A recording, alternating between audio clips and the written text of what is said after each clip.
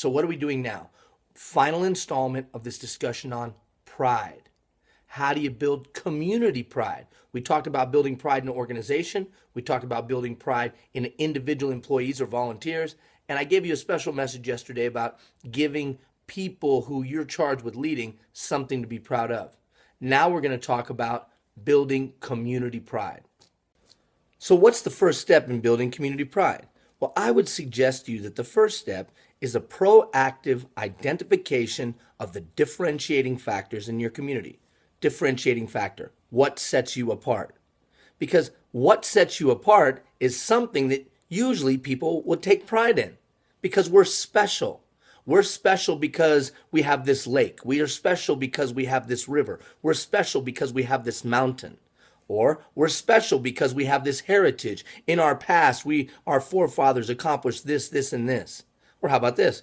We're special because of our athletic prowess in a certain athletic activity. Or maybe we're unique, or what differentiates us is our creativity. We have artists of all kinds in our community. What is it that is your differentiating factor? What is it that sets you apart from other communities? That's something that people can be proud of.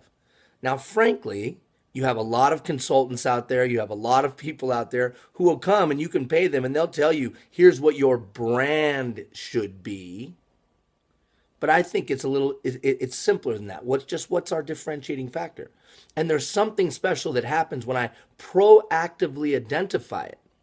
Because when I proactively identify it, it's easier to tell that story. So what is it that sets your community apart? What is your differentiating factor?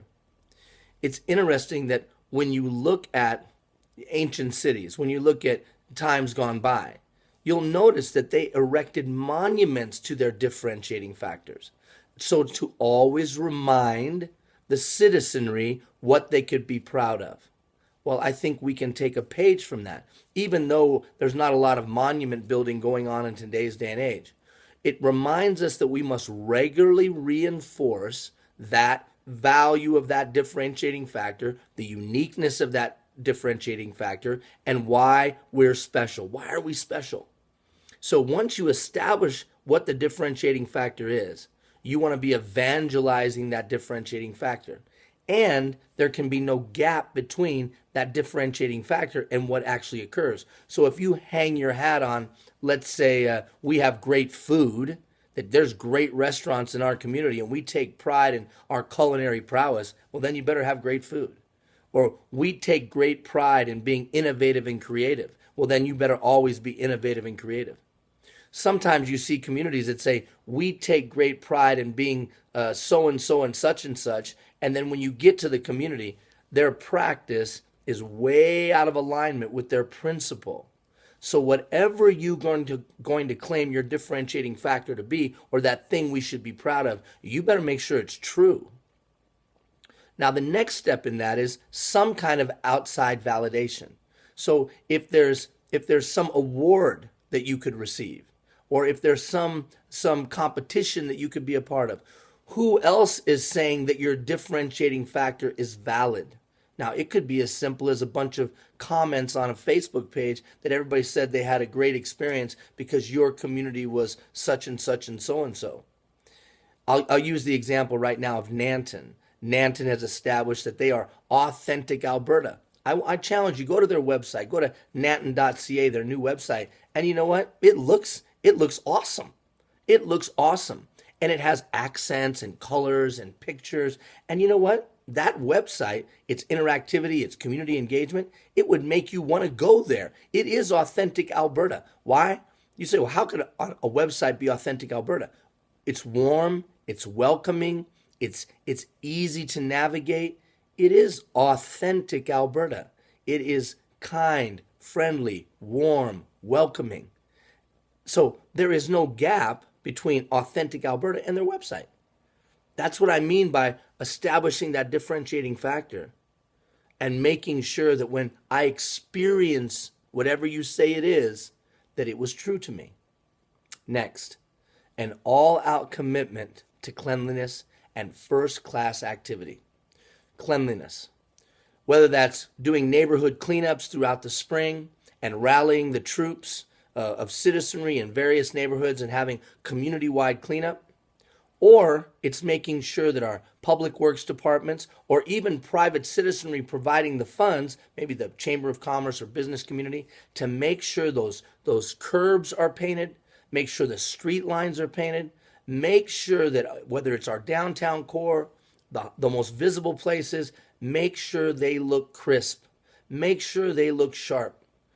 Make sure that if we have public entities or private entities, no handwritten signs. I know that sounds crazy, but no handwritten signs. Let's do everything we can first class. Why? All studies show that people rise to the context that they operate in every single day. You can do an exploration, and many of you have heard of the broken windows theory. It's clearly articulated in Malcolm Gladwell's The Tipping Point when he talks about how New York turned itself around. You know how one of the ways New York turned itself around? From being a pit of crime where you and I wouldn't travel to now being a great travel destination for people all over the world? They made an all-out commitment to cleaning up the subway. When a train would go in at night covered in graffiti, they made an all-out commitment that by the time it came out the next morning, it was clean. They cleaned it up. The broken window strategy. If there's a broken window, it gets repaired within 24 hours. That does a couple of things. One, it absolutely sends the message that someone's paying attention. And bad actors will go where no one's paying attention, and they'll stay away where they perceive someone's paying attention. Two, to citizenry, it says somebody cares. And all studies show when citizenry believes that somebody cares, they'll care too. And then finally, they will model that behavior. They will model the behavior of the context that they're operating in on a daily basis. Finally, I would suggest to you there has to be significant celebration. Celebration helps build pride. Just like when we talked about that in individual employees and volunteers, I think the same is true in community. So whether that's volunteer awards, that every year we bring together all the volunteers of the community and celebrate what they're doing, whether that's awards in business for awards of excellence of small business, mid-level business, and larger businesses, or whether that's celebrations of neighborhoods, clean neighborhoods, well-maintained neighborhoods, whatever. Or finally, how about this? What about just celebrating community champions? The lady who takes in all the cats in town, the gentleman that is for so many years has helped with such and so, maybe spending their own money. Maybe you establish a walkway of community heroes or a pathway of community heroes so that we recognize and begin to establish those monuments of individuals and organizations that are exhibiting the qualities and attributes that we would take pride in aligning with. Now, any one of those things that I've mentioned might not be the catalyst for increased pride, but the cumulative effect of all of those things working together, you will increase the pride capacity within your community. Now, obviously, you're going to look at me and say, but how would I do any of that? Go back to gaining buy-in. Go back to 100 cup of coffee strategy of building those trusting relationships. So how you deploy on the ground, we've already talked about. But these are some simple steps that you can take, in my opinion, low-cost steps, frankly, low-cost steps that you can take to build greater community pride. 1, differentiate yourself. What are your differentiating factors? 2, make sure there's no gap between that what you claim to be and what happens on the ground every day. Then you got to make sure that there's an all-out commitment to cleanliness and doing things first class. And then finally, make sure you're celebrating volunteers, celebrating excellence in business, celebrating excellence in education and the like. All of that, the cumulative effect, in my opinion, will be an increase in the pride capacity.